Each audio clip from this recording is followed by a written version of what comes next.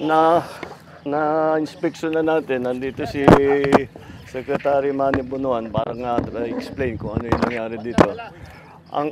Ang ending nito, ang punot-dulo nito, design flaw. It is a design flaw. Mali yung design.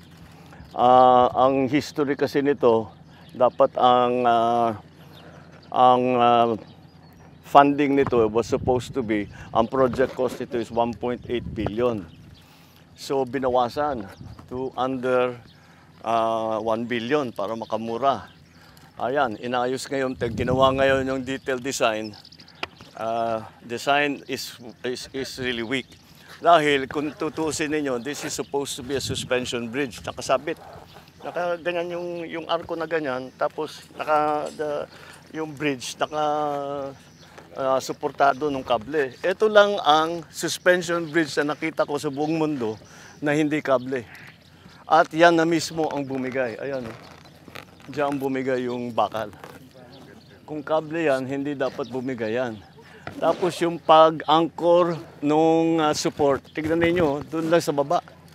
Dapat sa taas yan hanggang sa taas para hanggang sa taas para yung buong arc. Ito ang nagsusupport sa kanya. Yan yung bakal na nakikita niyo at saka yung semento. Yan lang ang nagsusupport doon sa buong tulay.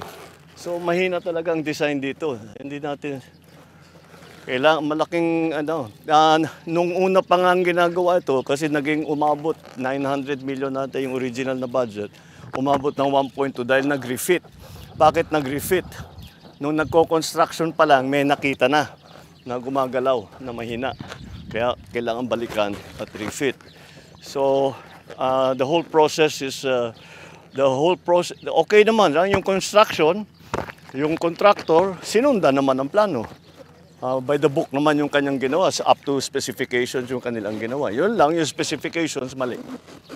So this is a design problem. Napos, this is a 44-ton bridge. Dapat 44 tons ang acceptable load.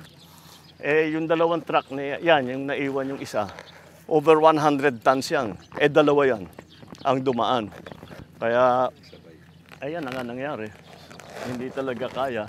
Ito yata yung una Ito yung bumigay. Wala nang plate Ito. Baka. Hindi, sumunod na lang. Ito yung una. Itong una. Tama. Kaya nakaganyan yan. Hindi dito. Dahil tama. Dito bumigay. Ganyan. Hinila lahat ito. So, wala. We have no choice. We have to go back. So, yung nagtitipid natin sa 1.8 million, useless. Ngayon, babalik na naman tayo, gagastos na naman tayo ng malaki. Papalitan natin yung mga support, parang nagtayo na naman tayo ng bagong tulay. Sir, yeah.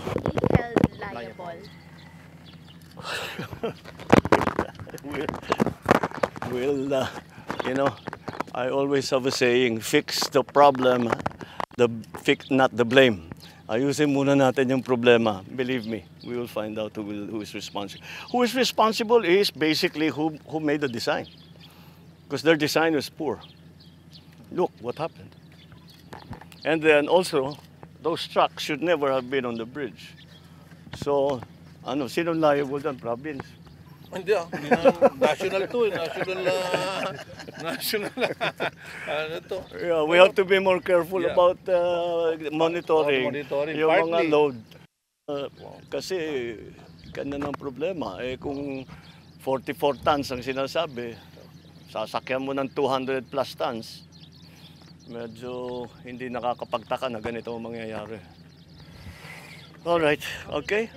Nais ni Senate Minority Leader Aquilino Coco Pimentel III na imbestigahan sa Senado ang mga paulit-ulit na insidente ng pagbagsak ng mga tulay sa Pilipinas na nagdulot ng panganib sa publiko. Sa Senate Resolution No. 1319 na isinumite ni Pimentel ay pinaimbestigahan niya ang isyong ito na nagsasabing ang patuloy na pagguho ng mga tulay ay nagdudulot ng matinding pinsala pati na rin ng pagkamatay, pagkasugat at malaking pagkalugi sa ekonomiya. Binanggit din ni Pimentel ang mga milyong pisong ginugol sa mga proyekto ng infrastruktura na nauurong lamang. Ang kanyang panawagan ay kasunod ng kamakailang pagbagsak ng Kabagan Santa Maria Bridge sa Isabela na itinayo lamang ilang linggo bago ito gumuho. Ang 700 at 70 metrong tulay na nagkakahalaga ng mahigit 1.2 bilyong piso ay bumagsak noong Pebrero 27 ngayong taon nang magtangkang dumaan ang isang overloaded dump truck.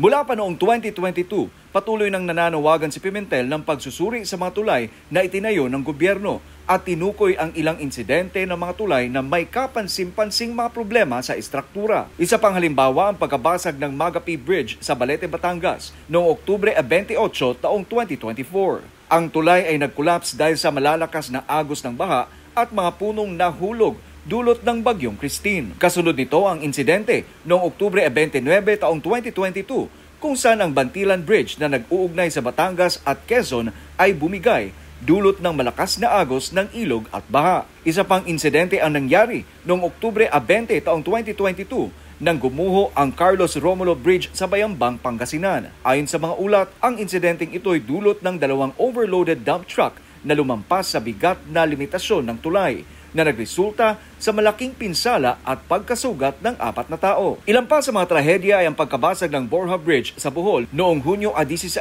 taong 2022 sanhi ng isang dump truck na lumampas sa timbang at ang Luay Clarin Bridge sa Bohol na gumuho noong Abril 27 taong 2022 na nagresulta sa 4 na patay at 18 sugatan. Ang mga insidenteng ito'y ilan lamang sa mga patuloy na problema sa kaligtasan ng infrastruktura sa bansa. Tinapos ni Pimentel ang kanyang panawagan ng investigasyon sa pagsasabing dahil sa mga nasabing insidente ay kailangan repasuhin ang compliance ng national at local government units at maging ang engineering standards ng mga kontraktor.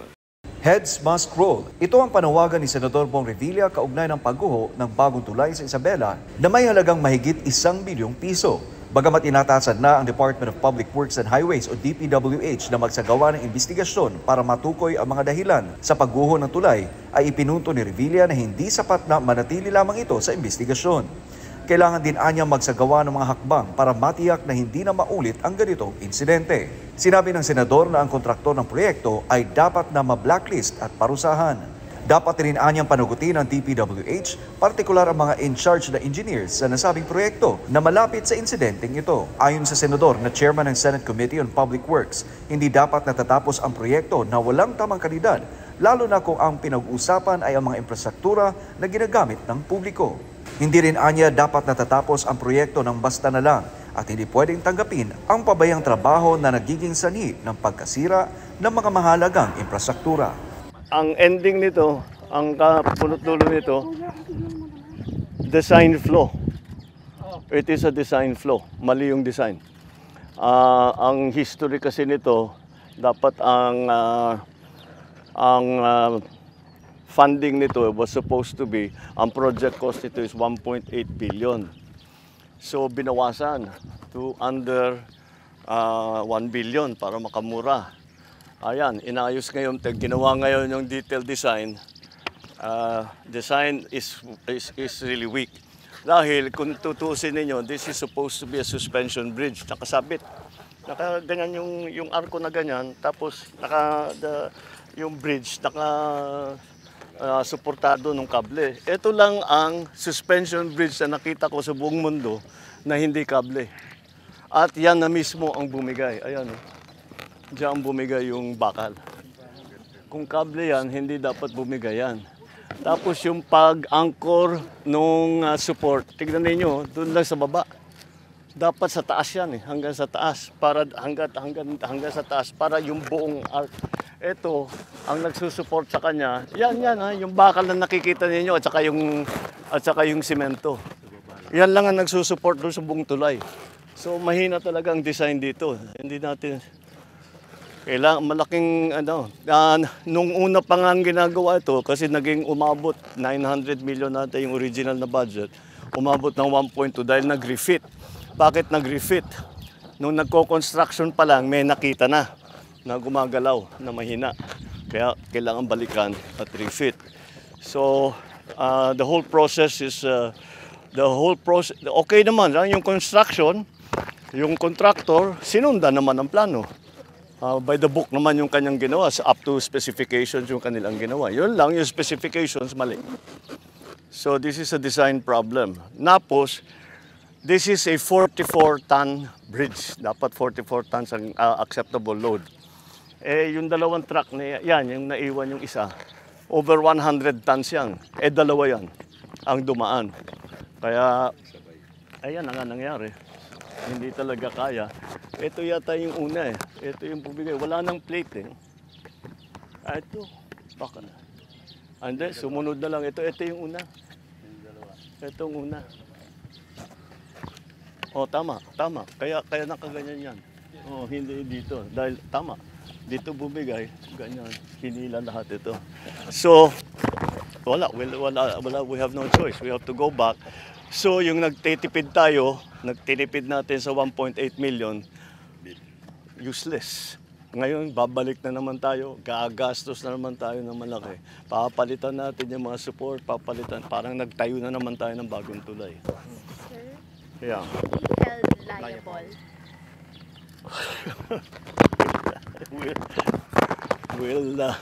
You know, I always have a saying, fix the problem, not the blame. Ayusin muna natin yung problema. Believe me, we will find out who is responsible. Who is responsible is basically who made the design. Because their design was poor. Look what happened.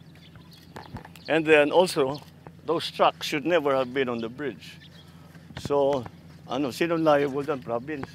Hindi national to eh. National. To? Yeah, we have to be more careful Yeah. about monitoring, Monitoring, yung mga partly. load.